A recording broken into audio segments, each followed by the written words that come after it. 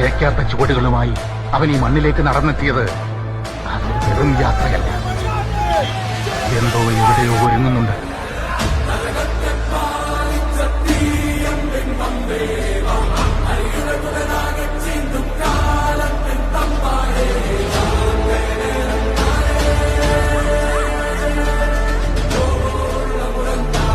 ഇത്രയും നാളെ നമ്മുടെ നാട്ടുകാർ മുമ്പിൽ ആരാ? വെറും അലമ്പന്മാര്. ഇതുവരെ കേട്ട പുച്ഛവും കളിയാക്കലൊക്കെ ഈ കൈവെള്ളം ചുരുട്ടിപ്പിടിച്ച് നല്ല ഇടിയിടിച്ച് നാട്ടുകാരെ കൊണ്ട് കൈയടിപ്പിക്കണ്ടേ?